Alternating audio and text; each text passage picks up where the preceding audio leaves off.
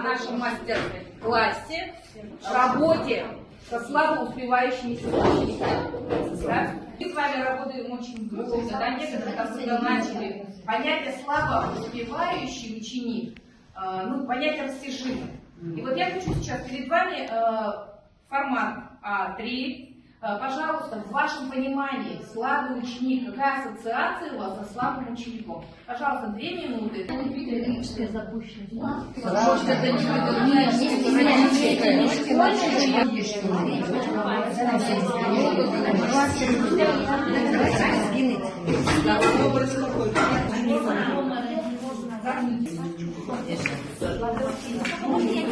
Мотивированные, не мотивированные, слабо мотивированные. Безответственные. Да,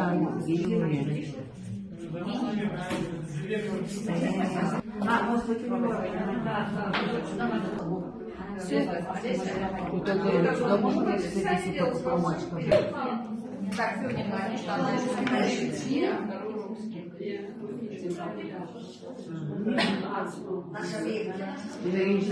Да, начнем с того, что теоретическая запущенность, она включает очень широкий спектр.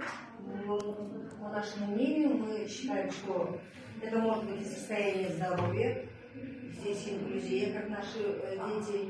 Инклюзия может быть совершенно разного, физически развиты, но умственно или умственно. Наоборот, все родители заняты, и тогда ребенок сам по себе очень большую роль играет поддержка семьи. Но в данном случае все равно эта педагогическая запущенность нужно начинать с объективных причин, а потом мы уже начинаем переходить на более такие узкие субъективные причины, которые влияют на слабо успевающих учеников. И подпитывают таким образом таких детей. Уважаемые коллеги, во-первых, здравствуйте, с Новым годом, всем счастья, здоровья. Даже слабый ученик – это ИЛЗБ, без родительского контроля, это учащийся фактически.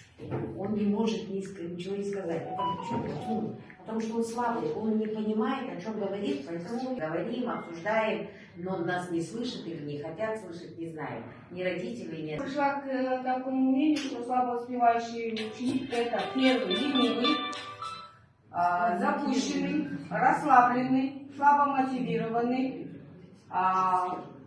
воспитания поддержки семьи не хватает, неуверенность, и также у него в голове могут быть различные мысли, которые не касаются учебы. Например, о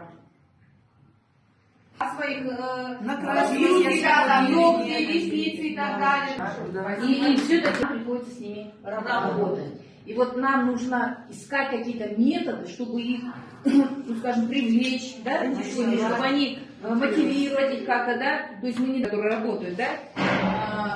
Здесь у вас есть 3 основных слова: клетка, ткань, орган. И мне это практически будет связано с биологией. Во-первых, и вам будет полезно, должны будете быстро в течение 1 минуты записать по 3-4 ассоциации на каждое слово. Рядом прям пишите, какие у вас ассоциации с этими понятиями.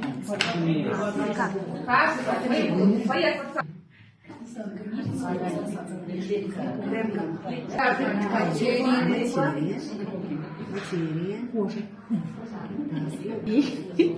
А что можно сообразить?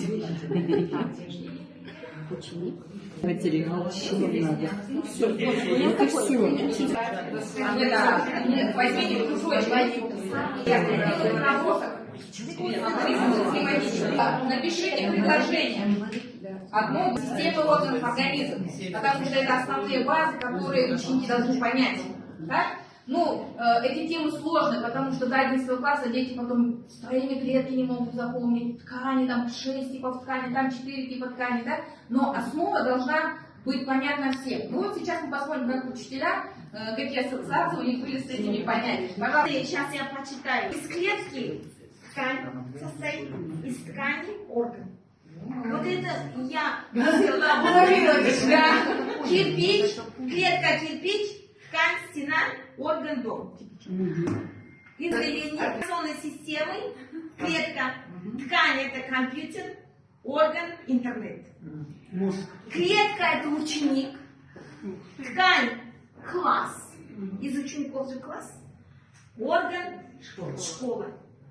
Личность коллектив. Ой, Альфа-бета. а тут еще ассоциация. Клетка это клетка. Тетради. Начальный класс, наверное. Это материал. Орган. А орган это сердце. Из кирпича. Из кирпича. Стена.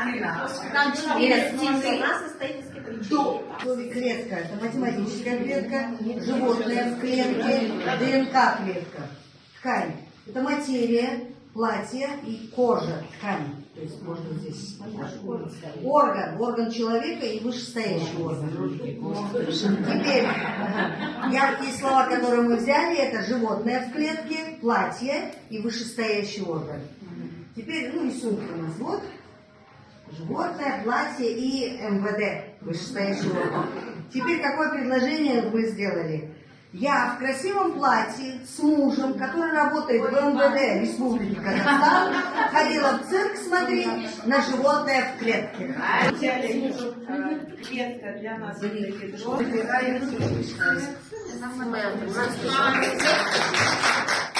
Что ж такое мнемотехника? Во-первых, мнемотехника – это прием. Во-первых, почему ученики забывают?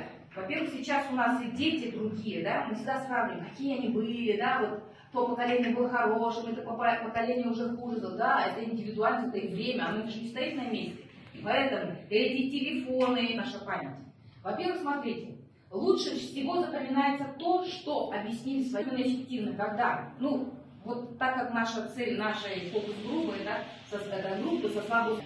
Потом, конечно, когда большой объем терминов, это для учеников, которые сейчас выпускники 9-11, только тогда они усваиваются. И вот такие сложные, скажем, или много когда информации, нужно обязательно сделать какую-то ассоциацию. Например, скажем, для ученика 9 класса, быстренько пробегитесь глазами. Так, и есть вот такая таблица. Что вот, как вы в прошлый раз говорили, да? Они быстренько 3-4 рисуют. Вот ферментативно, как вы понимаете ферментативно? Вот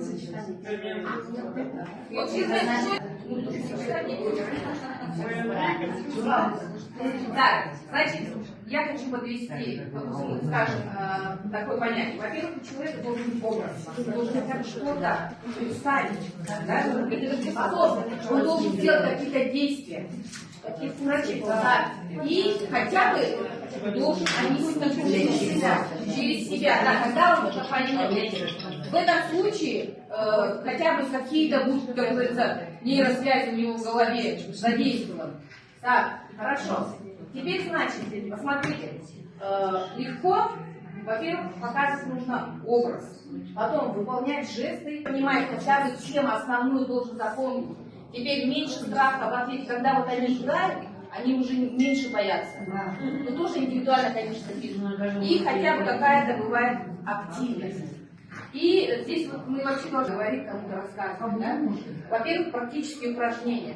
Когда что-то делают, они так запоминают, особенно вот в наших предметах. Я считаю, также на наших предметах это, конечно, очень много. По жизни вообще. Да, и мы у себя то же самое. Квартиру запиши, ты книжки. Да, даже на меня тыкни тоже. Наташа, Кого давай. Мурмина,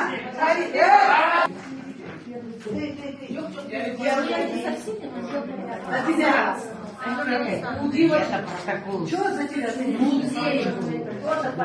Вы должны даже подойти к